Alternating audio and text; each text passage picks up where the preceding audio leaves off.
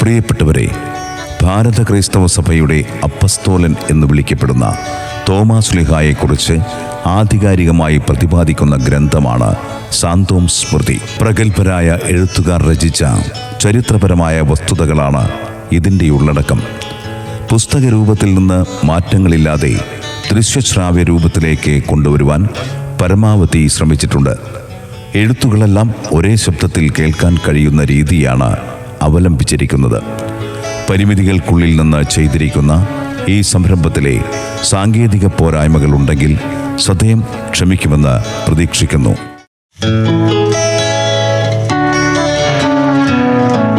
സാന്തോം സ്മൃതി വിശുദ്ധ തോമാ ശ്ലീഹായുടെ രക്തസാക്ഷിത്വത്തിൻ്റെ 1950 വാർഷിക സ്മരണിക.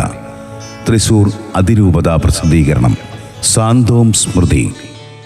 സാന്തോം സ്മൃതി എന്ന പുസ്തകത്തിൻ്റെ ദൃശ്യശ്രാവ്യ രൂപത്തിലെ ഒരധ്യായം കേൾക്കാം. മലയാള ഭാഷയും മിഷണറിമാരും. ഡോക്ടർ വള്ളിക്കാവ് മോഹൻദാസ്. മലയാളം കേരളീയരുടെ മാതൃഭാഷയാണ്.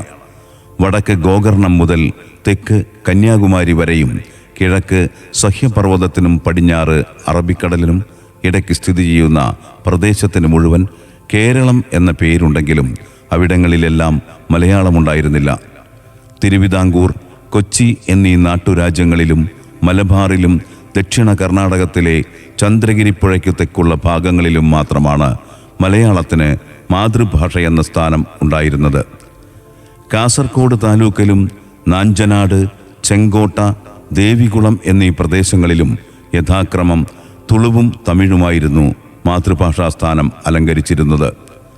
ഭാവനാമങ്ങളെ നിഷ്പാദിപ്പിക്കുന്നതിനുള്ള ഒരു പ്രത്യയമായ മായിൽ ആരംഭിക്കുന്ന മലയാണ്മ എങ്ങനെ രൂപം കൊണ്ടുവെന്നന്വേഷിച്ച് കൊണ്ടാണ് കേരള സാഹിത്യ ചരിത്രത്തിൽ ഉള്ളൂർ മലയാളത്തെപ്പറ്റി പരിചിന്തിക്കുന്നത്.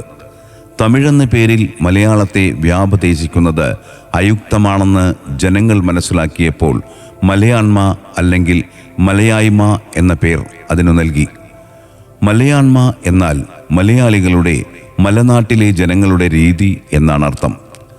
ആ സംജ്ഞ കൊണ്ട് ഭാഷയെയും വട്ടെഴുത്തിൽ നിന്ന് വികസിച്ച കേരളത്തിലെ ഒരു തരം ലിപിയെയും വിദ്വാൻമാരായ കേരളീയർ വ്യവഹരിച്ചു തുടങ്ങി. പോർച്ചുഗീസുകാർ മലബാർ എന്ന പേരിൽ തന്നെ നാടിനെയും ഭാഷയെയും വ്യവഹരിച്ചു. മലയാളം എന്ന പദം ആദ്യം ദേശവാചിയായിരുന്നു. ഇംഗ്ലീഷ് വിദ്യാഭ്യാസത്തിൻ്റെ പ്രചാരണത്തോടു കൂടിയാണ് മലയാളം എന്ന പദം ഭാഷാവാചിയായി പരിണമിക്കുന്നത്. ബെഞ്ചമിൻ ബെയ്ലിയും ഹെർമൻ ഗുണ്ടർട്ടും തങ്ങളുടെ നിഘണ്ടുക്കൾക്ക് മലയാളം ഇംഗ്ലീഷ് നിഘണ്ടുവെന്നും മലയാള നിഘണ്ടുവെന്നും പേര് നൽകിയെങ്കിലും പദങ്ങളുടെ കൂട്ടത്തിൽ ഭാഷയെ കുറിക്കുന്നതിന് മലയാണ്മ എന്ന പദമാണ് ഉപയോഗിച്ചിട്ടുള്ളത്. രേഖകളിലൊക്കെ മലയാണ്മ എന്ന പദമാണ് പ്രയോഗിച്ചിരിക്കുന്നതെന്നും മനസ്സിലാക്കാം. തിരുവിതാംകൂറിലെ റാണി ഗൗരി പാർവതിബായി മലയാളം പഠിപ്പിക്കുന്നതിനായി സർക്കാർ സ്കൂളുകൾ ആരംഭിക്കുവാൻ കൊല്ലവർഷം 990 ഇടവം 19 ഒപ്പുവെച്ച ഉത്തരവിൽ മലയാണ്മയക്ഷരവും കണക്കവും ജ്യോതിഷവും എന്ന് പ്രയോഗിച്ചു കാണുന്നു.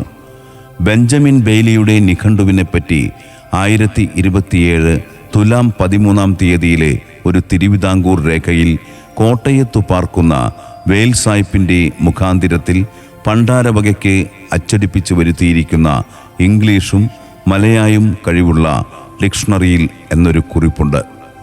കഴിഞ്ഞ നൂറ്റാണ്ടിൽ കേരളത്തിലെ കുട്ടികളെ അക്ഷരമാല പഠിപ്പിക്കുമ്പോൾ മലയാളം മാത്രമല്ല പഠിപ്പിച്ചിരുന്നത്, തമിഴും വട്ടെഴുത്തും കൂടെ പഠിപ്പിച്ചിരുന്നു.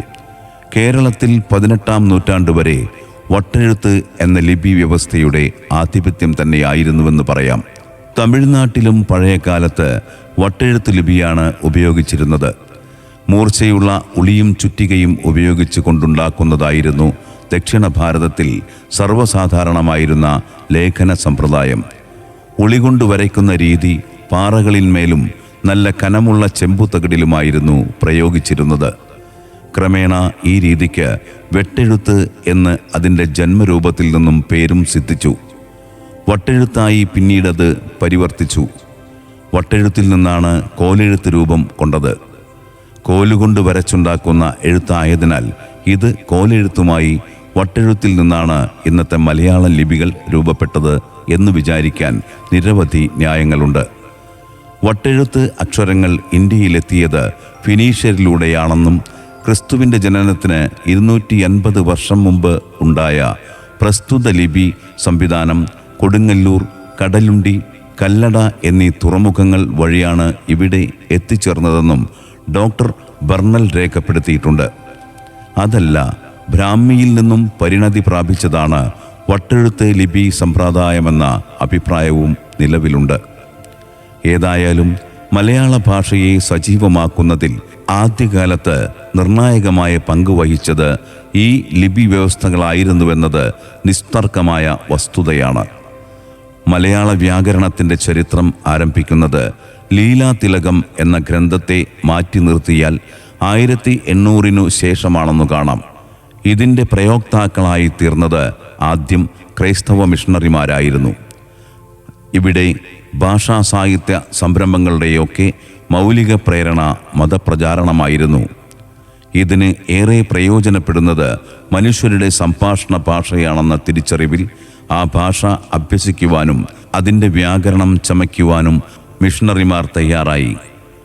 വാരാപ്പുഴയിൽ 1700 മുതൽ 1712 വരെ കേരള കത്തോലിക്ക മെത്രാനായി പ്രവർത്തിച്ചിരുന്ന ഇറ്റലിക്കാരനായ മിഷണറി ഫാദർ ആഞ്ചലൂസ് ഫ്രാൻസിസ് 1650 മുതൽ 1712 വരെ ഗ്രാമത്തിക്ക ലുങ്ക ഉൾഗാരിസ് മലബാറിക്ക എന്ന തലക്കെട്ടിൽ ആദ്യത്തെ മലയാളം വ്യാകരണ ഗ്രന്ഥം പുറത്തിറങ്ങി.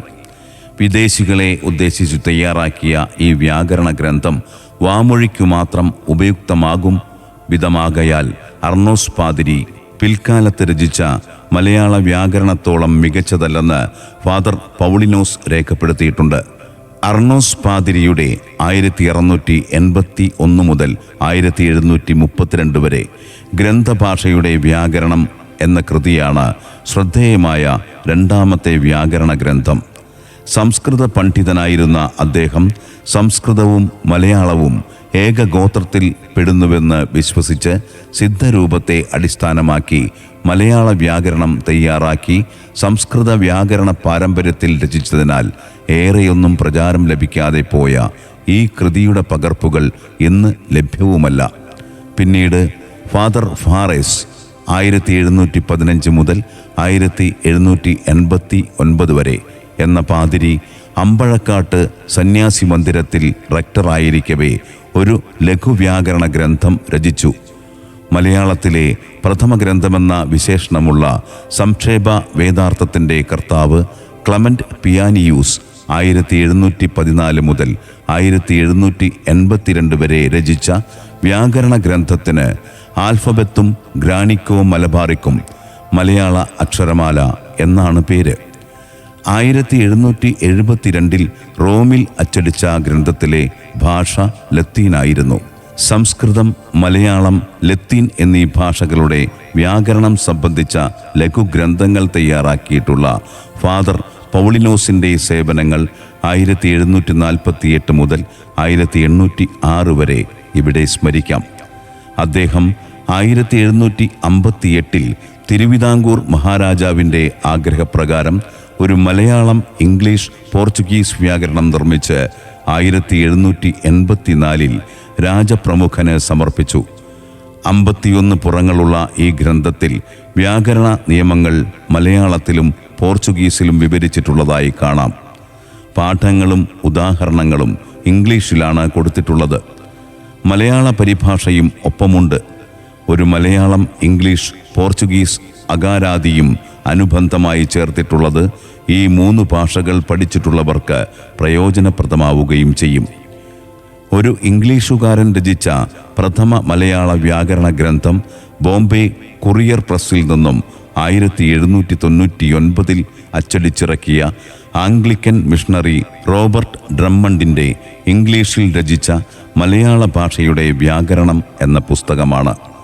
ഇംഗ്ലീഷ് ഈസ്റ്റ് ഇന്ത്യ കമ്പനി ഉദ്യോഗസ്ഥർക്ക് വേണ്ടി തയ്യാറാക്കിയ ഗ്രന്ഥം കത്തോലിക്ക മിഷണറിമാർ മുമ്പ് തയ്യാറാക്കിയിരുന്ന വ്യാകരണ കൃതികളുടെ ചുവട് പിടിച്ച് രചിച്ചതുമാണ്.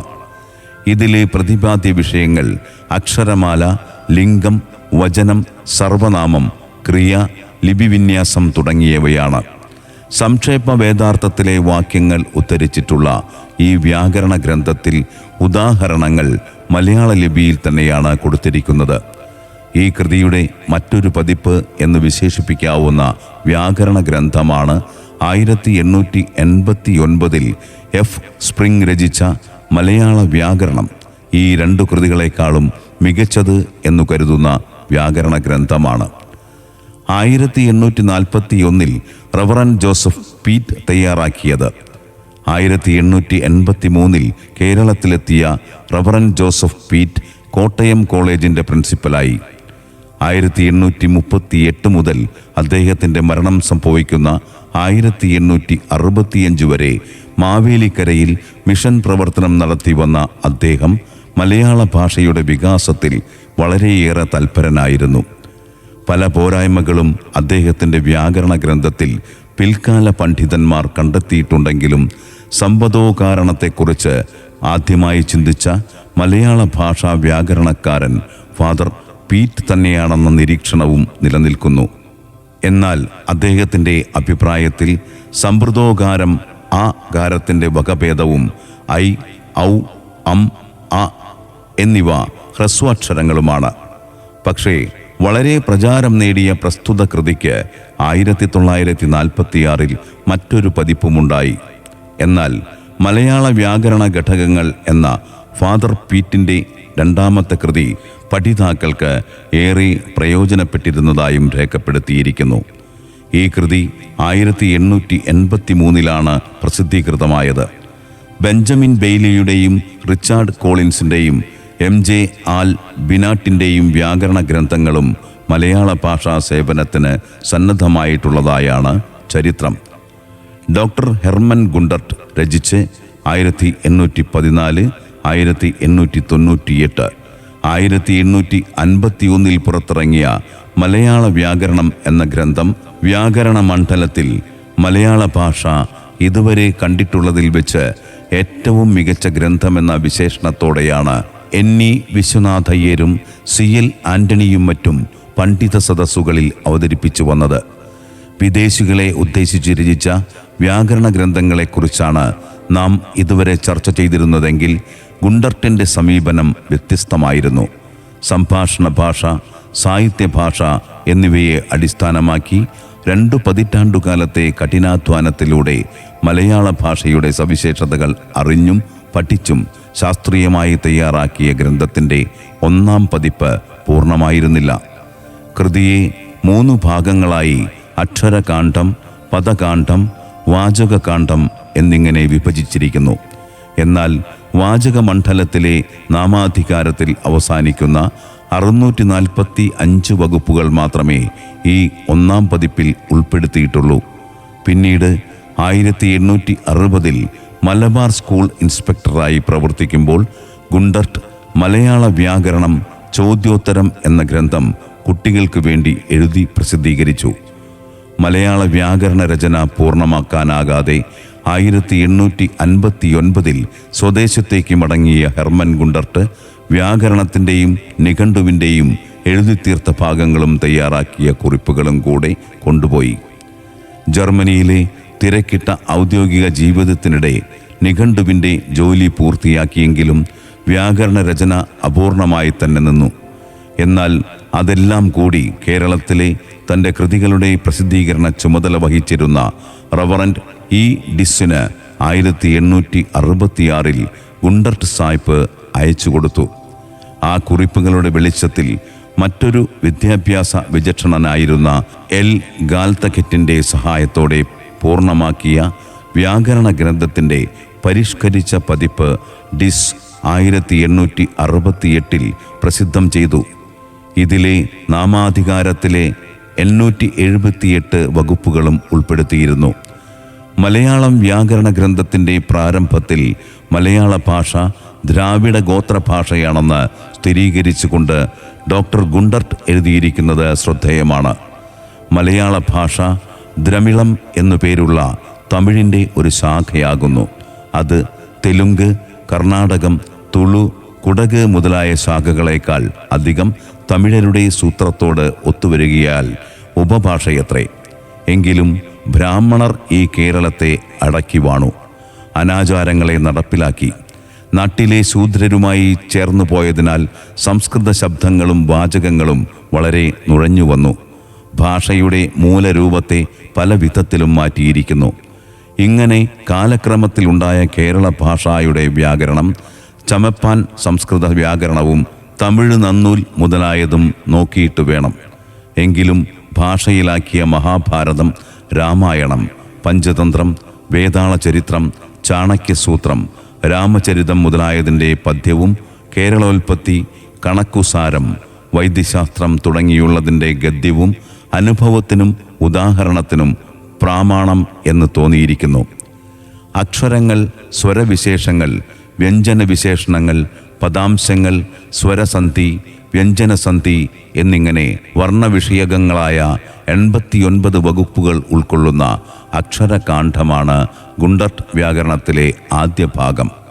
നാമരൂപം, ക്രിയാരൂപം, അവ്യയരൂപം എന്നീ 3 ഉപവിഭാഗങ്ങളുള്ള പദകാണ്ഡമാണ് ഗ്രന്ഥത്തിലെ രണ്ടാമത്തെ ഭാഗം. വിവിധ പ്രത്യയങ്ങൾ ചേർന്നുണ്ടാകുന്ന രൂപങ്ങൾക്ക് മലയാളത്തിൽ സിദ്ധിക്കുന്ന അർത്ഥഭേദമാണ് വാചകകാണ്ഡമെന്ന 3-ാം വിഭാഗം. എല്ലാറ്റിനും സംഭാഷണ സാഹിത്യ ഭാഷകളിൽ നിന്ന് ഉദാഹരണങ്ങളും കൊടുത്തിട്ടുണ്ട്. ഭാരതീയമായ വ്യാകരണ സംജ്ഞകൾ പരമാവധി ഉപയോഗിച്ചുകൊണ്ടാണ് ഡോക്ടർ ഗുണ്ടർട്ട് ഭാഷയിലെ സവിശേഷതകൾ സ്പഷ്ടമാക്കുന്നത്. വിഭക്തി രൂപങ്ങൾക്ക് സംസ്കൃതത്തിലെ പ്രഥമ, ദ്വിതീയ തുടങ്ങിയ സംജ്ഞകൾ ഉപയോഗിച്ചു. അദ്ദേഹം നിർദ്ദേശിക, പ്രതിഗ്രാഹിക തുടങ്ങിയവയുമായുള്ള ബന്ധം വ്യക്തമാക്കുന്നതിന് അവ പ്രത്യേകം ഒരിടത്ത് ചേർത്തിട്ടുമുണ്ട്. സമാസങ്ങളുടെ കാര്യത്തിൽ തമിഴ് നന്നൂലിനെ ആശ്രയിച്ചുകൊണ്ട് 6 തരം സമാസങ്ങളും കടമെടുത്തപ്പോൾ തമിഴിൽ നിന്നു തന്നെ പേരച്ചം, വിനയച്ചം, മുൻവിനയച്ചം, പിൻവിനയച്ചം, നടുവിനയച്ചം, മറവിനയച്ചം, ചുട്ടെഴുത്ത് തുടങ്ങിയവയും സ്വീകരിച്ചിരിക്കുന്നത് കാണാം. അകാരത്തിൻ്റെയല്ല ഉകാരത്തിൻ്റെ വികാരമാണ് സമ്പ്രദോകാരമെന്ന് ആദ്യം ചൂണ്ടിക്കാട്ടിയതും അരയുംകാരം എന്ന് അതിനെ നാമകരണം ചെയ്തതും ഡോക്ടർ ഗുണ്ടർട്ടാണ്.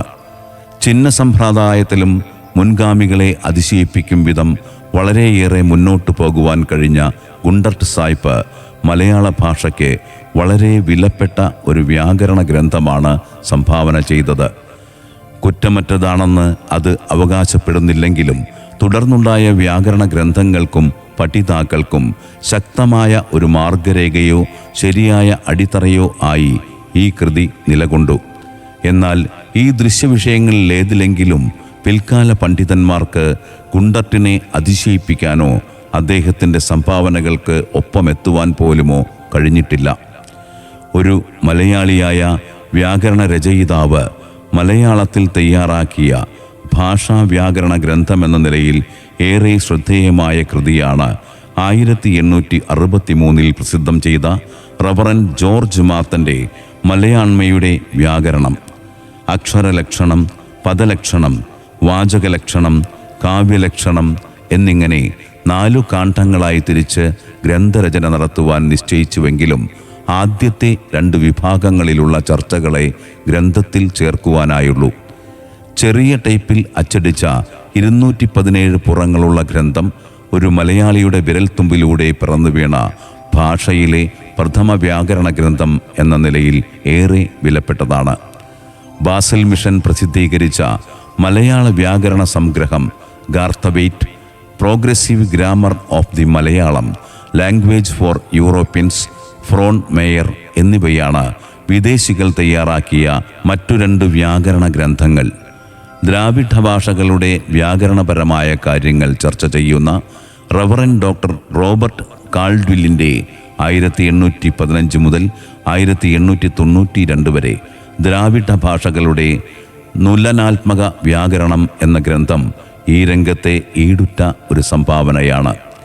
വരാപ്പുഴ കത്തോലിക്ക മിഷണറിമാർ ആരംഭിച്ച മലയാള വ്യാകരണ നിർമ്മിതി കാലാനുസൃതമായി നവീന പാഠങ്ങളായി ഡോക്ടർ ഗുണ്ടർട്ട് പരിഷ്കരിച്ച് അവതരിപ്പിച്ചപ്പോൾ ആ വ്യാകരണ ഗ്രന്ഥം ആധുനിക ഭാഷാ വ്യാകരണ ചിന്തയ്ക്ക് മാതൃകയായി തീരുകയായിരുന്നു. ന്യൂനതകൾ കണ്ടെത്താനാകുമെങ്കിലും മിഷണറിമാരുടെ വ്യാകരണ പഠന രംഗത്തെ പ്രവർത്തനങ്ങൾ ഭാഷാ പഠനത്തിന് ശക്തമായ ഒരടിത്തറ പാകുവാൻ വഴിയൊരുക്കി. അതിൽ ഗുണ്ടർട്ടിൻ്റെ സംഭാവന നിസ്തുലമാണ്. ഒപ്പം ഗുണ്ടർട്ട് ആരംഭിച്ച ഭാഷയിലെ രണ്ടാമത്തെ പത്രമായ പശ്ചിമോദയത്തിൻ്റെ താളുകൾ ഈ ദൃശ്യപ്രവർത്തനങ്ങൾക്ക് ഊർജം പകരും വിധം ഭാഷാ പോഷണത്തിൽ ശ്രദ്ധയൂന്നുന്നതായും കാണാം. ഇങ്ങനെ മലയാള വ്യാകരണത്തിൽ ഗണ്യമായ ഇടപെടൽ നടത്തി സമ്പുഷ്ടമാക്കാൻ ശ്രമിച്ച പശ്ചിമോദയത്തിൻ്റെ ശില്പിയായ ഡോക്ടർ ഹെർമൻ ഗുണ്ടർട്ട് ഭാഷാ നിഘണ്ടു നിർമ്മാണത്തിലും വിലപ്പെട്ട സംഭാവന നൽകി. 18ഓളം ഭാഷകളിൽ പ്രാവീണ്യമുണ്ടായിരുന്ന ജർമ്മൻകാരൻ്റെ നാമം അനശ്വരമാക്കിയ കൃതി അദ്ദേഹത്തിൻ്റെ മലയാളം ഇംഗ്ലീഷ് നിഘണ്ടുവാണ്. 1872 മംഗലാപുരത്തെ ബാസൽ മിഷൻ പ്രസിൽ നിന്നും പുറത്തുവന്ന നിഘണ്ടു മുൻ ഗ്രന്ഥങ്ങളിൽ നിന്ന് വ്യത്യസ്തമായി സ്വദേശികൾക്കും വിദേശികൾക്കും ഒരുപോലെ ഉപകരിക്കും വിധം തയ്യാറാക്കിയതായിരുന്നു.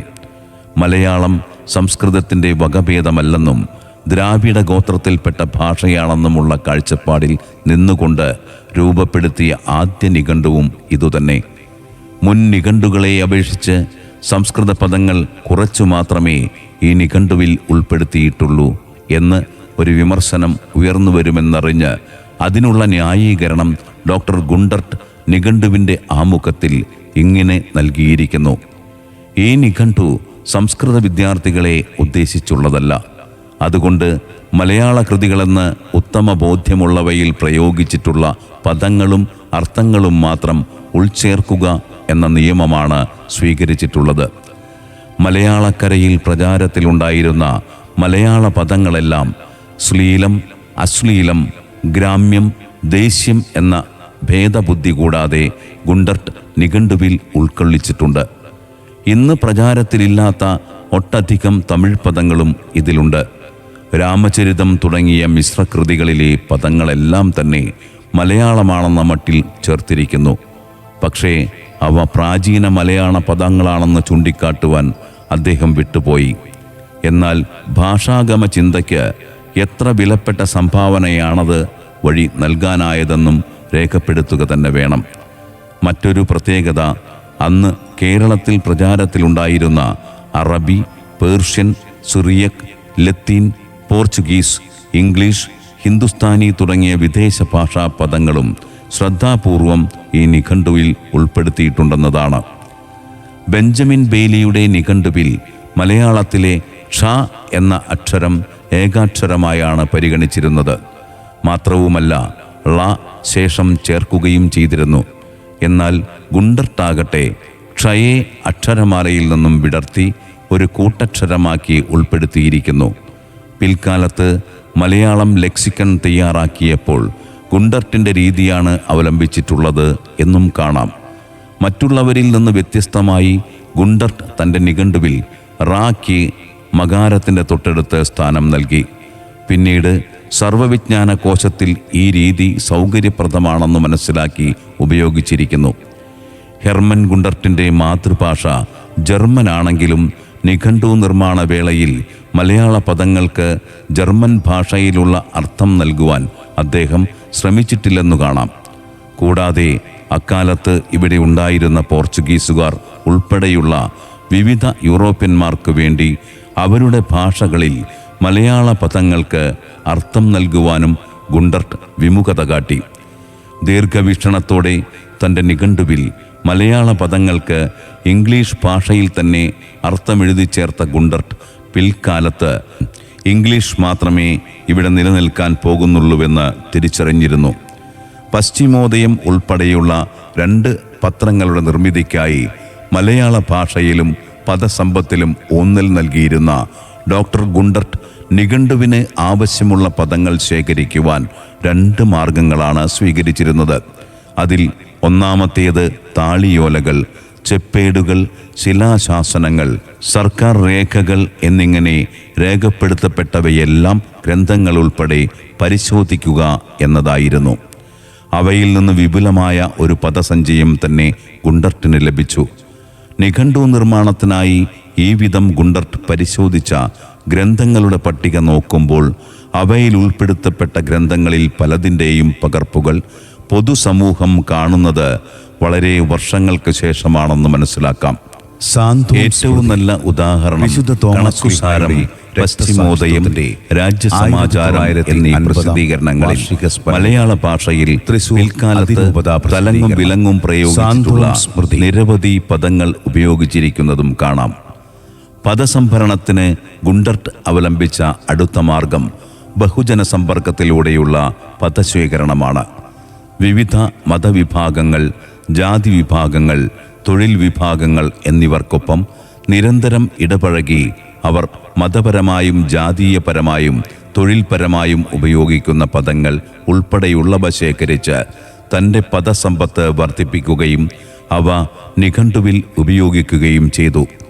കൂടാതെ മലയാള ഭാഷയിൽ തന്നെ തിരുവിതാംകൂർ, കൊച്ചി, മലബാർ, പാലക്കാട്, മലപ്പുറം, ഏറനാട്, ഉത്തര മലബാർ എന്നിങ്ങനെയുള്ള പ്രദേശങ്ങളിൽ പ്രത്യേകമായി പ്രയോഗിക്കാറുള്ള പദങ്ങളും പ്രയോഗങ്ങളും നിഘണ്ടുവിൽ രേഖപ്പെടുത്തിയിരിക്കുന്നു. ഇങ്ങനെ ആർക്കും ആദരവ് തോന്നും വിധമുള്ള കഠിന പ്രയത്നമാണ് നിഘണ്ടു നിർമ്മാണത്തിനായി ഡോക്ടർ ഗുണ്ടർട്ട് നടത്തിയിട്ടുള്ളത്. പദങ്ങൾക്ക് നിഘണ്ടുവിൽ അർത്ഥം നൽകുമ്പോൾ ഗുണ്ടർട്ട് കാട്ടിയിരിക്കുന്ന ഔചിത്യവും ശാസ്ത്രീയതയും ശ്രദ്ധേയമാണ്.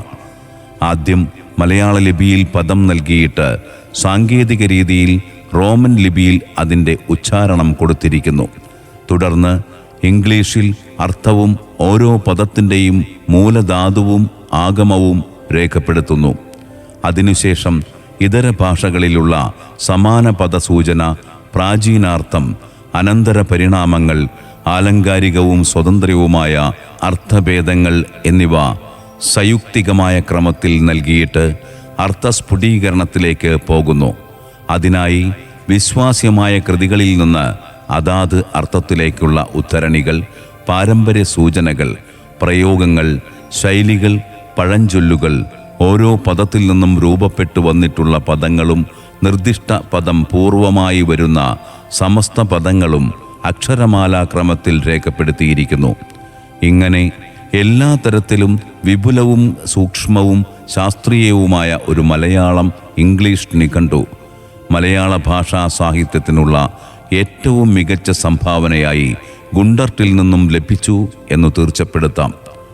ഡോക്ടർ ഹെർമൻ ഗുണ്ടർട്ട് 1873 നിഘണ്ടു നിർമ്മാണവുമായി ബന്ധപ്പെട്ട് ഒരു സ്നേഹിതന് അയച്ച കത്തിലെ വാചകങ്ങൾ ത്യാഗപൂർണമായ ആ പ്രവർത്തനത്തെ വെളിപ്പെടുത്തുന്നുണ്ട്. നിഘണ്ടു പൂർത്തിയാക്കിയതിൽ നിങ്ങൾ എന്നെ അഭിനന്ദിച്ചിരിക്കുന്നുവല്ലോ.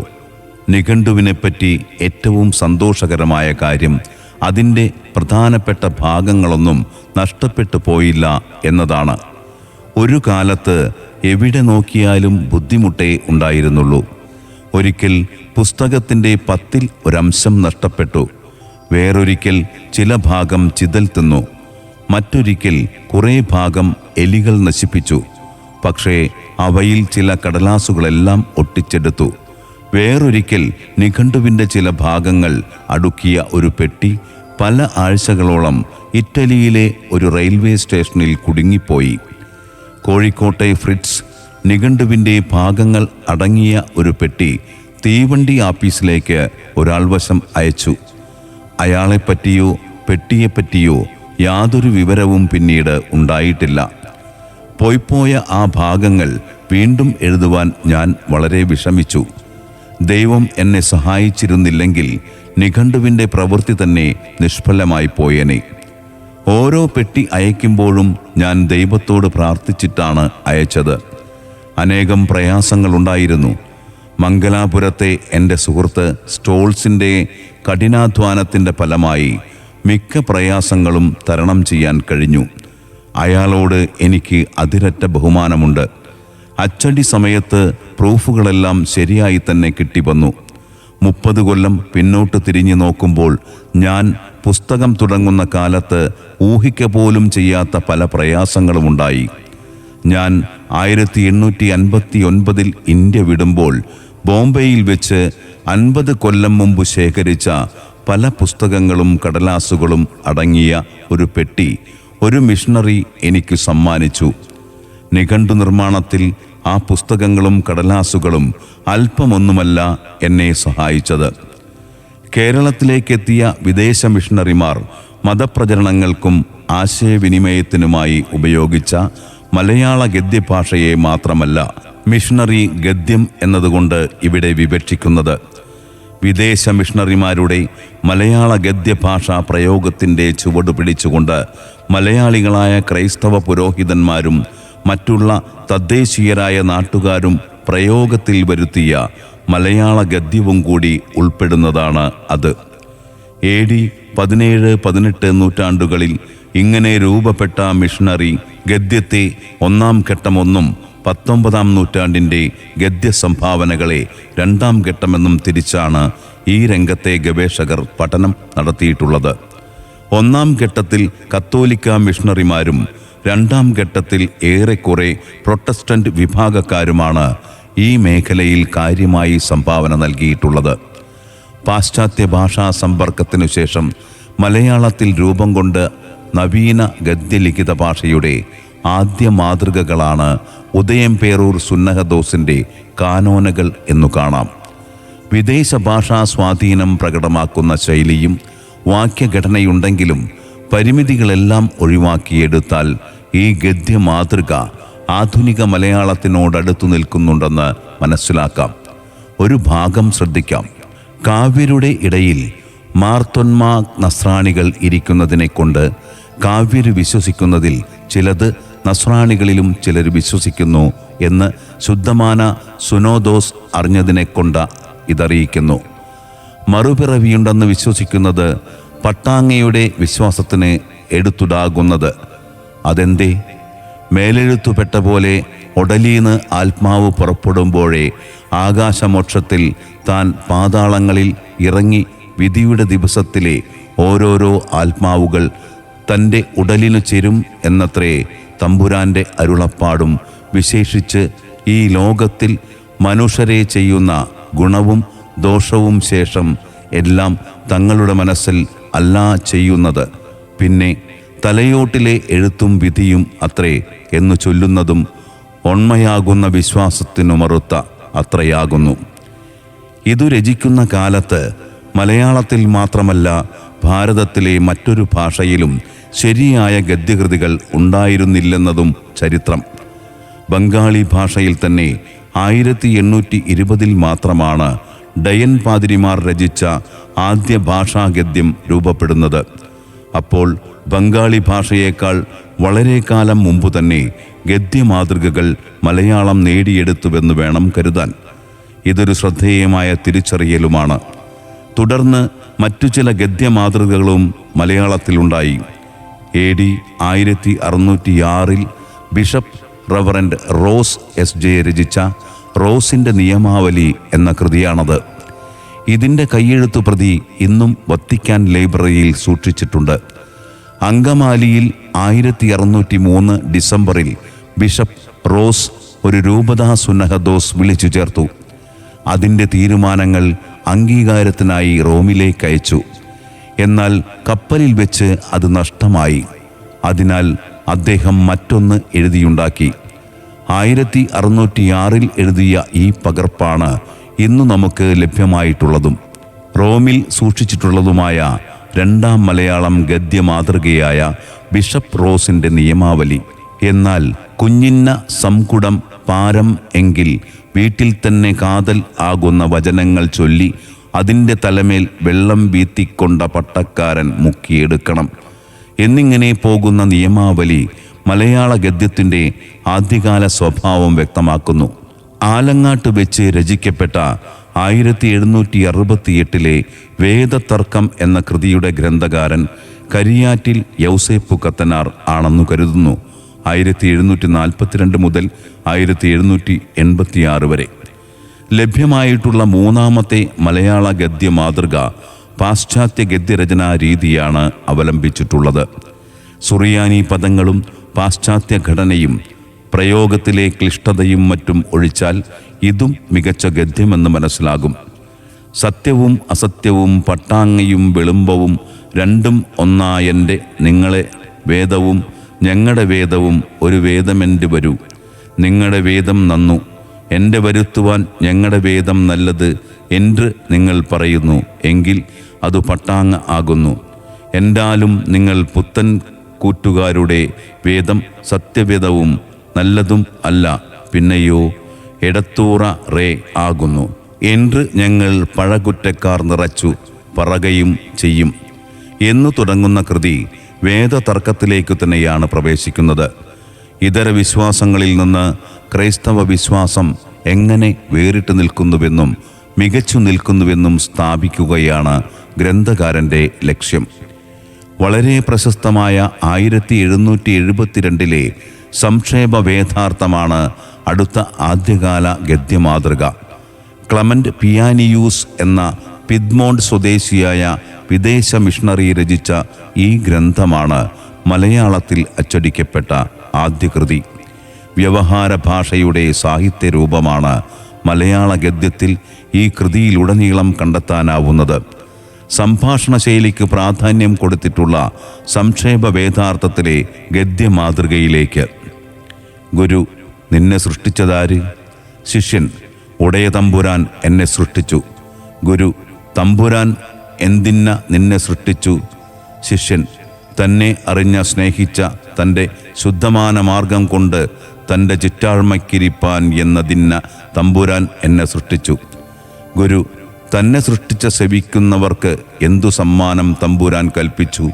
ശിഷ്യൻ, എന്നേക്കുമുള്ള ആകാശത്തിലെ മോക്ഷം. ഗുരു, ആകാശമോക്ഷത്തിൽ എന്തെല്ലാം സ്വൈരമുള്ള? ശിഷ്യൻ, മോക്ഷവാസികൾ ഉടയ തമ്പുരാനെ കണ്ട തിരൽമു ഒന്നും കൂടാതെ ഗുണങ്ങളൊക്കെയും രസിച്ച എന്നേക്കുമായി സ്വൈര്യപ്പെടും.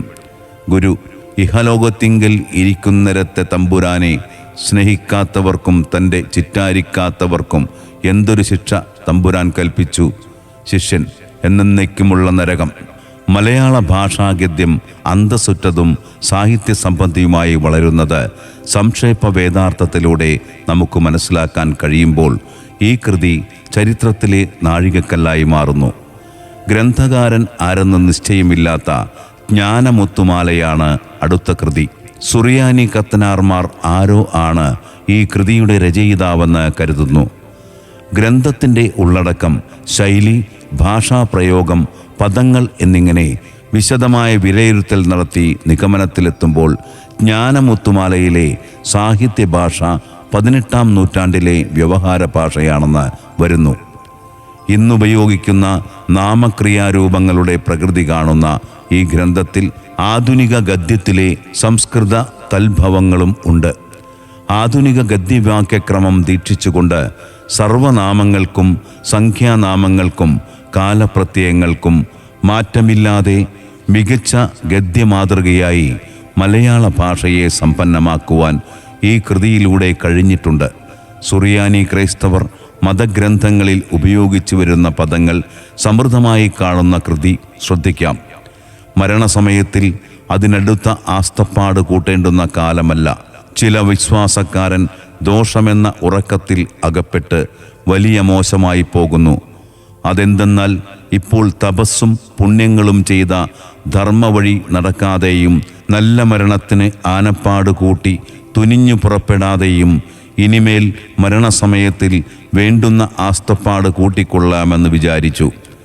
കാലനിർണയത്തിൻ്റെ കാര്യത്തിൽ നിരൂപകർക്കിടയിൽ അഭിപ്രായ വ്യത്യാസം നിലനിൽക്കുമ്പോൾ 1785 എഴുതപ്പെട്ടുവെന്ന് കരുതുന്ന വർത്തമാന പുസ്തകം മലയാള ഗദ്യത്തിൻ്റെ വളർച്ചയിൽ എടുത്തു പറയാവുന്ന ഒരു കൃതിയാണ്. കരിയാറ്റിൻ യൗസഫ് കത്തനാരുടെ സമകാലികനായിരുന്ന പാറമ്മാക്കൽ തോമാ കത്തനാരാണ് 1936 മുതൽ 1799 വരെ വർത്തമാന പുസ്തകത്തിൻ്റെ രചയിതാവ്. തദ്ദേശീയരായ ക്രൈസ്തവരുടെ സങ്കടങ്ങൾ പരിഹരിക്കുന്നതിന് റോമിൽ പോയി മാർപ്പാപ്പയെ കാണാൻ ഇവരിരുവരും നടത്തിയ യാത്രയുടെ വിവരണമാണ് വർത്തമാന പുസ്തകം. ഈ നിലയിൽ ഇത് ഭാഷയിലെ പ്രഥമ യാത്രാ വിവരണ ഗ്രന്ഥവുമാണ്. വഴിയിൽ വെച്ച് നേരിട്ട ദുരന്തങ്ങൾ, ആഫ്രിക്ക, അമേരിക്ക, യൂറോപ്പ് എന്നീ ഭൂഖണ്ഡങ്ങളിലെ കാഴ്ചകൾ എന്നിവയൊക്കെ വർണ്ണിച്ചിരിക്കുന്ന കൃതി ഗ്രന്ഥകാരൻ്റെ ചൈതന്യം പ്രതിഫലിപ്പിക്കുന്ന ശൈലി പ്രകടിപ്പിച്ച മലയാളത്തിലെ പ്രഥമ കൃതിയാണ്.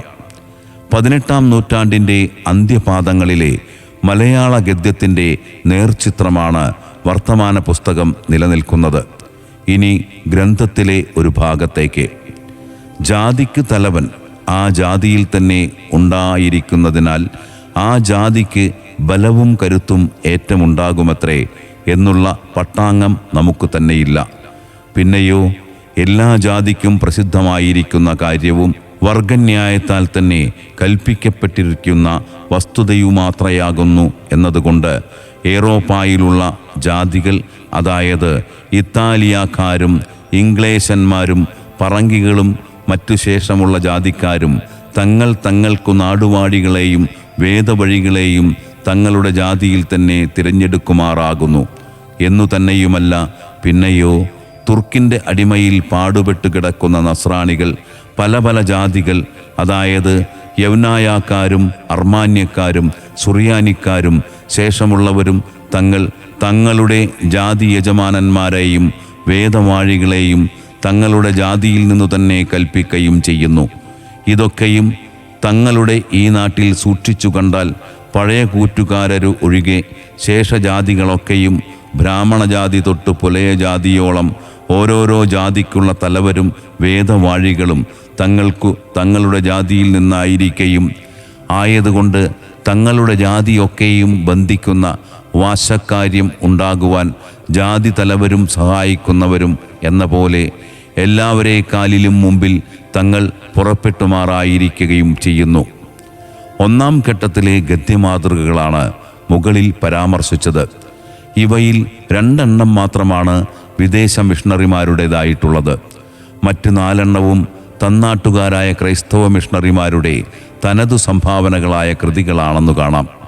ഇനി 2-ാം ഘട്ടത്തിലേക്ക് കടക്കുമ്പോൾ ലഭ്യമാകുന്ന ഗദ്യകൃതികൾ മലയാളത്തിലെ ആധുനിക ഗദ്യകൃതികൾ എന്ന വിശേഷണത്തിന് സർവദാ യോഗ്യമാകുന്നവയാണെന്നു കാണാം. അവയിൽ ഏറ്റവും പ്രധാന പരിഗണന നൽകേണ്ടത് ഹെർമൻ ഗുണ്ടർട്ടിൻ്റെ കൃതികൾക്കു തന്നെയാണ്. 1846 മംഗലാപുരത്ത് കല്ലച്ചിൽ അച്ചടിച്ചിറക്കിയ ഗുണ്ടർട്ടിൻ്റെ പഴഞ്ചൊൽ മാലയാണ് ആദ്യത്തേത്. രാജ്യസമാചാരം, പശ്ചിമോദയം എന്നീ ആദ്യ മലയാള പ്രസിദ്ധീകരണങ്ങളുടെ ചാലകശക്തിയായിരുന്ന ഗുണ്ടർട്ട് പണ്ഡിതൻ 1839 മുതൽ 1859 വരെ കേരളത്തിൽ വസിച്ചിരുന്ന കാലത്ത് തയ്യാറാക്കിയ മലയാള ഗ്രന്ഥങ്ങളിൽ ഏറെ ശ്രദ്ധേയമാണ് പഴഞ്ചൊൽമാല. മലയാള വായനക്കാർക്ക് യാതൊരു ആമുഖവുമില്ലാതെ പ്രവേശിക്കാനാകുന്ന പഴഞ്ചൊൽമാലയിലെ ഒരു ഭാഗം ഇവിടെ ഉദ്ധരിക്കുന്നു. ഭയം അറിയാത്ത പാപിയില്ല, തികഞ്ഞ സ്നേഹത്തിലത്രേ ഭയത്തിനിടമില്ല. ഒരുവൻ ദോഷം ചെയ്യാൻ പോകുമ്പോൾ പിശാച് അതെ അതെ എന്ന് പറഞ്ഞു മോഹിപ്പിക്കും. ഗുണം ചെയ്യുവാൻ നോക്കും തോറും അത് അരുതേ, നീ ദുഃഖിതനായി പോകും എന്നു മന്ത്രിച്ചു പീഡിപ്പിക്കും. ഇങ്ങനെ മനുഷ്യൻ എല്ലാവരും യേശു എന്ന രക്ഷിതാവും അവരെ കെട്ടഴിച്ചുദ്ധരിക്കുമ്പോൾ വരെയും മോഹത്തിനും ഭയത്തിനും ദാസരായി വലഞ്ഞുകിടക്കുന്നു. യേശുവിൻ്റെ സ്നേഹവും ശുദ്ധിയും അറിഞ്ഞാലോ ഇവനത്രേ എൻ്റെ രക്ഷയ്ക്ക് യോഗ്യൻ എന്നും ഇവനെ അല്ലാതെ ആരെയും ഭയപ്പെടാനില്ല എന്നും നിർണയിച്ചു തുടങ്ങും. ദ്രോഹികളാകുന്ന എല്ലാ മനുഷ്യർക്കും വേണ്ടി പ്രാണങ്ങളെ ഉപേക്ഷിച്ച സ്നേഹിതൻ അവനത്രേ. അതിനാൽ മനുഷ്യമോചനത്തിനു പാത്രം പാപവ്യാഘ്രം കൊല്ലാക്കൊല ചെയ്തു വിടുന്നവരെ ജീവിപ്പാനും ശത്രുക്കളിൽ നിത്യമരണം വിധിച്ചു നടത്തുവാനും അവനു മാത്രം അധികാരമുണ്ടാകൊണ്ട് അവനല്ലാതെ ഭയങ്കരൻ ആരുമില്ല. ഇന്ത്യാ ചരിത്രം എന്ന ശീർഷകത്തിൽ 1860 പ്രസിദ്ധീകൃതമായ ഐമനം ജോൺ രചിച്ച കൃതിയും 1861 പുറത്തുവന്ന ജോർജ് മാത്തൻ്റെ സത്യവാദ ഖേടവും ആധുനിക മലയാള ഗദ്യമാതൃകകളായി പഠിക്കുക തന്നെ വേണം. ഇവയെ തുടർന്ന് 17 മുതൽ 19 വരെയുള്ള നൂറ്റാണ്ടുകളിലെ സമകാലീന ഗദ്യത്തിലേക്ക് പ്രവേശിക്കുന്നതിന് ഉത്തമ മാതൃകയായി ഡോക്ടർ ഹെർമൻ ഗുണ്ടർട്ടിൽ നിന്ന് വീണ്ടും മറ്റൊരു കൃതി നമുക്ക് ലഭിക്കുകയുണ്ടായി. കഥ പറയുന്ന രീതിയിൽ ശുദ്ധമായ മലയാള ഗദ്യത്തിൽ കേരളത്തിൻ്റെ ചരിത്രം രേഖപ്പെടുത്തിയ കേരളപ്പഴമ ഭാഷാപോഷണത്തിൽ നിർണായക പങ്കുവഹിച്ചു. കേരളത്തിൽ പോർച്ചുഗീസുകാരുടെ വരവ് മുതൽ ആരംഭിക്കുന്ന കേരള ചരിത്രം പിൽക്കാല ചരിത്ര നിർമ്മിതികൾക്കെല്ലാം വളരെയേറെ സഹായമാകുകയും ചെയ്തു. പശ്ചിമോദയത്തിൻ്റെ 1847 ഒക്ടോബർ മാസത്തിൽ പുറത്തുവന്ന ആദ്യ ലക്കത്തിൽ ആരംഭിക്കും വിധം ഖണ്ഡശയായാണ് കേരളപ്പഴമ മലയാളികൾ വായിച്ചെടുത്തത്. ഗദ്യരീതി മനസ്സിലാക്കുന്നതിനായി ഒരു ഭാഗം പരിചയപ്പെടാം. അനന്തരം പെരുമ്പടപ്പ് തങ്ങൾ എന്നെ രക്ഷിച്ചു, പ്രതിക്രിയ ചെയ്തും ഇരിക്കുന്നു. ഞാൻ പ്രത്യുപകാരം എന്തു ചെയ്യേണ്ടു എന്ന് ചോദിച്ചാറേ, പാണ്ഡിശാലയുടെ രക്ഷയ്ക്കായി ഒരു കൊട്ട എടുപ്പിക്കാൻ സ്ഥലം തരണം എന്നുണർച്ചിച്ചാറേ, രാജാവ് പുഴവായിൽ തന്നെ ഒരു കുന്നും പണിക്കു വേണ്ടുന്ന മരങ്ങളും കൊടുത്തു. അൾബുക്കേർക്ക ഉടനെ സകല പോർത്തുഗീസുകാരെ കൊണ്ട് പണിയെടുപ്പിച്ചു. തെങ്ങ് മുതലായ മരങ്ങളെ ഇരുമ്പുപട്ടകൾ കൊണ്ട് ചേർത്തു ചുവരാക്കി നടുവിൽ കല്ലും മണ്ണും ഇട്ടു നികത്തി കൊട്ടയാക്കി ക്ഷണത്തിൽ തീർക്കുകയും ചെയ്തു. ആ വില കാണുവാൻ രാജാവ് താൻ ചിലപ്പോൾ വന്നു. ഇവർ അന്യന്മാർ എങ്കിലും മഴയും വെയിലും സഹിച്ച് അധ്വാനിക്കുന്നു. കഷ്ടം, എന്തു കൂലിക്കാരെ കൊണ്ട് ചെയ്യിക്കാത്തതു എന്ന് ചൊല്ലി അതിശയിച്ച് നോക്കി നിന്നു. പറങ്കികൾ കൊട്ടയെ എതിർത്തപ്പോൾ മാനുവൽ കൊട്ട എന്നു പേരിട്ട വലിയ ക്രൂശെ പെരിങ്കുടക്കീഴിൽ എഴുന്നള്ളിച്ച് പ്രദക്ഷിണം കഴിച്ച് കൊട്ടയുടെ നടുവിൽ ഉള്ള ബർത്തോൽമ എന്ന മരപ്പള്ളിയിൽ പ്രവേശിച്ചപ്പോൾ സ്തൊൻ എന്ന ഫ്രഞ്ചിസ്കാന പാതിരി, ഇന്നല്ലോ നമ്മുടെ ദൈവത്തിന് ഹിന്ദുരാജ്യത്തിൽ വരുവാൻ ഒരു വാതിൽ തുറന്ന് അതിനു നിത്യം സ്തുതിച്ച് അറിവില്ലാത്ത ജന്മികളോട് യേശുവെ അറിയിക്കണം. ഇത്രോ ഓതുന്നിന്ന പെരുമ്പടപ്പിൻ്റെ ഗുണവൃദ്ധിക്കായിട്ടും ഇവിടെ വെച്ച് നിത്യം പ്രാർത്ഥിക്കണം എന്നു പ്രസംഗിച്ചു. ആയതെല്ലാം പെരുമ്പടപ്പ് കണ്ടും കേട്ടും അർത്ഥം ചോദിച്ചറിഞ്ഞും സന്തോഷിച്ചു. ഇവ ഓരോന്നും നല്ലതു തന്നെ എന്നു കൽപ്പിക്കുകയും ചെയ്തു. അതിൻ്റെ ശേഷം മത്സരിച്ച നായന്മാരുമായി ഓരോ ചെറുയുദ്ധങ്ങളുണ്ടായപ്പോൾ സാമൂതിരി ആ പറങ്കികൾക്ക് ഒരു വട്ടം മാത്രം മുളകുചരക്ക് കൊടുക്കാതെ വിട്ടയച്ചാൽ പിന്നെ ഇങ്ങോട്ട് വരികയില്ല എന്ന് വെച്ച് കൊച്ചിക്ക് ചുറ്റുമുള്ള എല്ലാ ദേശങ്ങളിൽ നിന്നും മുളകു താൻ വാങ്ങിയും മറ്റവർക്കു വിൽക്കാതെ ആക്കിയും പൊന്നതും അല്ലതെ കൊച്ചി കച്ചവടക്കാരെയും വശത്താക്കി അവരും പറങ്കികളോട്, അയ്യോ, നിങ്ങളുടെ കിരാതയുദ്ധം നിമിത്തം മുളക് ഒട്ടും തരുന്നില്ല, ഞങ്ങൾ എന്തു ചെയ്യണ്ടു എന്ന് വ്യാജമായി ദുഃഖിച്ച് പറഞ്ഞാറെ സേനാപതി വരേക്ക് എന്ന വീരനെ തുണികളോട് കുട പുഴ വഴിയായി അയച്ചു. ആയവൻ പല ദിക്കിലും കാട്ടി കമ്പളം എന്ന ദേശത്തിൽ ഇറങ്ങിയാറ നായന്മാർ കൂവിട്ടുകൊണ്ട് എതിരി നിന്നും വന്നുകൂടി ചെറുത്തുനിന്നീടും ശത്രുമധ്യത്തൂടെ കടന്നു നാടുപാഴാക്കി ഓരോരോ ചരക്കുകളെ കൈക്കലാക്കി. എങ്കിലും ഒരു കപ്പൽ നിറപ്പാൻ മാത്രം ഉണ്ടായി വന്നില്ല. അതുകൊണ്ട് അൽബുർക്കർ കൊല്ലം നഗരത്തിലേക്ക് ഓടിയിറങ്ങി ചരക്ക് അന്വേഷിക്കാൻ സംഗതി വന്നു. കണ്ണന്നൂർ, കൊച്ചി ഈ രണ്ടു സ്ഥലത്തേക്കാളും കൊല്ലത്ത് കച്ചവടം അന്നു അധികം ശുഭമായി നടന്നു. ചൊഴമണ്ഡലം, സിംഹളം, വങ്കളം, മലാക്ക മുതലായ തീരങ്ങളിൽ നിന്ന് കപ്പലും പടകം നിത്യം വരുവാറുണ്ട്. അന്നു ഗോവർദ്ധന രാജാവ് വെണാട് വാണുകൊണ്ടിരുന്നു. പാണ്ഡ്യ വരുവാറുണ്ടു. പാണ്ഡ്യരാജ്യത്തിൻ്റെ തെക്കേ അംശം അവൻ്റെ സ്വാധീനത്തിലായി. അവിടെ കായൽ എന്ന പട്ടണത്തിൽ തമ്പുരാൻ്റെ വാസമുണ്ടു. രാജാവിൻ്റെ കീഴിൽ വില്ലു പ്രയോഗിക്കുന്ന 300 സ്ത്രീകളുമടക്കം ചെയ്തിരിക്കുന്നുവെന്നും കേൾക്കുന്നു. തുടർച്ചയായി പ്രസിദ്ധീകരിച്ചു കൊണ്ടിരുന്ന കേരളപ്പഴമ ഭാഷാപരമായ ഔന്നത്യം മാത്രമല്ല, ചരിത്രപരമായ പ്രാധാന്യവും വഹിച്ചിരുന്നു. അന്ന് നാട്ടിൽ പ്രചാരത്തിലുണ്ടായിരുന്ന വ്യവഹാര ഭാഷ സംശുദ്ധമാക്കി ഉപയോഗിച്ചുകൊണ്ടാണ് ഡോക്ടർ ഗുണ്ടർട്ട് കേരളപ്പഴമ രചിച്ചു വന്നത്. പിൽക്കാലത്ത് ഗ്രന്ഥരൂപത്തിൽ പ്രസിദ്ധീകരിക്കുമ്പോൾ കേരളത്തെ സംബന്ധിച്ച ഈടുറ്റ ഒരു ചരിത്രരേഖയായി ആ കൃതി പരിഗണിക്കപ്പെട്ടു.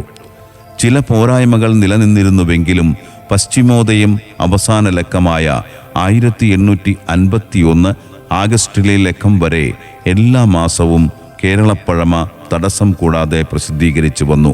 ഓരോ ലക്കം പരിശോധിക്കുമ്പോഴും ഭാഷാപരമായ പൂർണ്ണതയിലേക്ക് വളരാനുള്ള ശ്രമം പ്രകടമാകുമ്പോൾ ഡോക്ടർ ഗുണ്ടർട്ട് എന്നും ഭാഷാ പഠനത്തിൽ ശ്രദ്ധയൂന്നിയിരുന്നുവെന്ന് മനസ്സിലാകും. മാത്രവുമല്ല, അദ്ദേഹത്തിൻ്റെ കൈവശം എത്തിച്ചേരുന്ന പുതിയ പദങ്ങൾ അതാതിടങ്ങളിൽ പ്രയോഗിക്കുവാനുള്ള ഔചിത്യവും ഓരോ ലക്കങ്ങളിലും കാട്ടിക്കൊണ്ടേയിരുന്നു. നിഘണ്ടു നിർമ്മാണത്തിനായി അദ്ദേഹം നടത്തിയ നിരന്തര അന്വേഷണങ്ങൾ ഗുണ്ടർട്ടിൻ്റെ രചനകളിൽ ഉടനീളം സമൃദ്ധിയേകിക്കൊണ്ട് ജ്ഞാനസമ്പത്തായി എന്നും നിലകൊണ്ടു. ഇവിടെ കേരളപ്പഴമ എന്ന കൃതിയുടെ ഭാഷാപരമായ മികവിനെപ്പറ്റി മാത്രമേ ചർച്ച ചെയ്യാൻ അവസരമുള്ളൂ എന്നതിനാൽ പ്രസ്തുത കൃതിയുടെ ചരിത്രപരമായ പ്രത്യേകതകൾ തനതായി പഠനവിധേയമാക്കേണ്ടതുണ്ട്. മലയാള ഭാഷയുടെ ഗദ്യസമ്പത്ത് വർദ്ധിപ്പിച്ച ഒരു പിടി ഈടുറ്റ കൃതികളിൽ മുമ്പേ നടന്ന പ്രമുഖ കൃതിയായി ഡോക്ടർ ഹെർമൻ ഗുണ്ടർട്ട് രചിച്ച കേരളപ്പഴമയും നിലകൊള്ളുന്നുണ്ടെന്ന് നിസ്സംശയം രേഖപ്പെടുത്താം. വ്യത്യസ്തമായ ഒരു മലയാള ഗദ്യമാതൃക അന്വേഷിക്കുമ്പോൾ കേരളോൽപ്പത്തി എന്ന ഗ്രന്ഥത്തെ കൂടി കാണണം. സാഹിത്യ ചരിത്രം പ്രസ്ഥാനങ്ങളിലൂടെ എന്ന ഗ്രന്ഥത്തിൽ ഭാഷാഗദ്യത്തെക്കുറിച്ച് രേഖപ്പെടുത്തുന്നിടത്ത് കേരളോൽപ്പത്തിയെയും മിഷണറി ഗദ്യത്തെയും താരതമ്യപ്പെടുത്തിക്കൊണ്ടുള്ള നിരീക്ഷണം ഇവിടെ പ്രസക്തമാകുന്നു. കേരളോൽപ്പത്തിയിലെ ഗദ്യശൈലിയും പാതിരി മലയാളത്തിലെ രീതിയും തമ്മിൽ പദപ്രയോഗത്തിലും വാക്യഘടനയിലും വ്യാകരണ കാര്യങ്ങളിലും മറ്റും വ്യത്യാസം കാണുന്നില്ല. ഇനി നമുക്ക് പരാമർശിക്കപ്പെട്ട കൃതിയായ കേരളോൽപ്പത്തിയുടെ ഗദ്യരീതി കൂടി മനസ്സിലാക്കാം. 64 ഗ്രാമക്കാരോടും പറഞ്ഞുകൊണ്ട് ദേവലോകത്ത് ദേവേന്ദ്രൻ്റെ അടുക്കിൽ ചെന്നാറെ പരശുരാമനെ ദേവേന്ദ്രൻ നമസ്കരിച്ച് ചോദിച്ച് ഇവിടെ എന്തൊരു കാര്യമായിട്ട് വന്നുവെന്നും ചോദിച്ചാറെ കേരളത്തിലുള്ള ബ്രാഹ്മണർക്ക് അംഗീകരിപ്പാൻ ദേവസ്ത്രീകളെ തരണമെന്നും ചോദിച്ചാറെ വാദ്യവും കൊട്ടുവാൻ ഉള്ള ആളുകളെയും കൊടുത്തു. അതിൻ്റെ ശേഷം ഇന്ദ്രാണി നേന്ദ്ര വാഴവിത്തും നല്ല മുളക് വിത്തും വെള്ളരി വിത്തും കൊടുത്തു. സ്ത്രീകളെയും വിത്തുകളെയും തൃശ്ശിവപേരൂർ കൊണ്ടുവന്ന് ഭഗവാന്റെ സന്നിധിയിങ്കലാക്കി. ആദ്യകാലത്ത് മലയാള ഭാഷ ആശ്രയിച്ചു കൊണ്ടിരുന്നത് സംസ്കൃതത്തെ ആയിരുന്നു. എന്നാൽ സംസ്കൃത ഭാഷയ്ക്ക് വ്യവസ്ഥിതമായ ഒരു ഗദ്യരീതി ഉണ്ടായിരുന്നില്ല. അതുകൊണ്ടുതന്നെ മലയാള ഭാഷയും അക്കാര്യത്തിൽ പിന്നോക്കം പോകുകയുണ്ടായി. കേരളത്തിൽ പാശ്ചാത്യ ഭാഷകൾ, പ്രത്യേകിച്ച് ഇംഗ്ലീഷ് ഭാഷ വശമാക്കിയവരാണ് വിദേശികളോ തദ്ദേശീയരോ ആകട്ടെ. ഒരു ഗദ്യശാഖ മലയാളത്തിൽ വികസിപ്പിച്ചെടുത്തത് പാശ്ചാത്യ ഭാഷകൾക്ക് വശകമായിരുന്ന ഗദ്യരീതി അവലംബിച്ച് അവർ ഇവിടെ തദ്ദേശീയമായ ഒരു ഗദ്യഭാഷ സൃഷ്ടിച്ചെടുക്കുകയായിരുന്നു. ഇങ്ങനെ രൂപപ്പെട്ട ഗദ്യശൈലിയിൽ പാശ്ചാത്യ ഗദ്യശൈലിയുടെ സ്വഭാവങ്ങൾ കലർന്നിരുന്നു. എങ്കിലും സാധാരണക്കാർക്ക് മനസ്സിലാകും വിധം രൂപപ്പെട്ട ആ ഗദ്യരീതിയിൽ അന്യഭാഷാ പദങ്ങളും തെറ്റായ സംസ്കൃത പ്രയോഗങ്ങളും സുറിയാനി, ലത്തീൻ തുടങ്ങിയ ഭാഷകളുടെ സ്വാധീനവുമൊക്കെ കണ്ടെത്താം. ഇതുവഴി വ്യവഹാര ഭാഷയെ സാഹിത്യയോഗ്യമാക്കാൻ കഴിഞ്ഞില്ലെങ്കിലും അതിനെ ലിഖിത രൂപത്തിലേക്ക് ഉയർത്തുവാൻ പര്യാപ്തമായിരുന്നു. മിഷണറി ഗദ്യമെന്ന കാര്യത്തിൽ സംശയമില്ല. സംക്ഷേപ വേദാർത്ഥത്തിലെ ഭാഷ സംഭാഷണ ശൈലിക്ക് പ്രാധാന്യം കൊടുത്തുകൊണ്ട് മലയാള ഗദ്യത്തെ സാഹിത്യപരവും അന്തസ്സുറ്റതുമാക്കാൻ ശ്രമിച്ചുവെന്ന് LV Ramaswami Iyer new Indian ആൻറ്റിക്കറിയിൽ നിരീക്ഷിക്കുന്നത് മിഷണറി മലയാള ഗദ്യത്തിൻ്റെ വികാസത്തെക്കുറിച്ചുള്ള മികച്ച വിലയിരുത്തലാണ്. സാന്തോം സ്മൃതി. സാന്തോം സ്മൃതിയുടെ ദൃശ്യശ്രാവ്യ രൂപത്തിലെ ഒരു ലേഖനമാണ് നിങ്ങളിപ്പോൾ കേട്ടത്. തുടർന്ന് കേൾക്കുവാനും കാണുവാനും യൂട്യൂബ് സന്ദർശിക്കുക. പുസ്തകരൂപം തയ്യാറാക്കിയിരിക്കുന്നത് patron Mar Andrews Thazhath, archbishop of Thrissur. Advisory board professor George Menachery, reverend doctor Paul Pulikkan, reverend doctor Dominic Thalakodan. Chairman reverend brother Jose Chunkath MMB. Vice chairperson reverend doctor Devassy Panthallookaran, sister Venma CSC. Editor mister Babu Chittilappilly. Published on 3 July 2024. Design smritidesign.com. Printing Anasura offset, Kochi. Published by Catholic archbishop's house, East Fort, Thrissur, Kerala. പുസ്തകത്തിൻ്റെ ദൃശ്യ ശ്രാവ്യരൂപം തയ്യാറാക്കിയിരിക്കുന്നത് ദൃശ്യശ്രാവ്യ സംവിധാനം Babu Chittilappally. Studio hello radio Thrissur. Audio designer Paul G. Editing and visual making Sooraj Raj, വായനാ ശബ്ദം Vincent ചിത്രം. നിർമ്മാണം തൃശൂർ അതിരൂപത.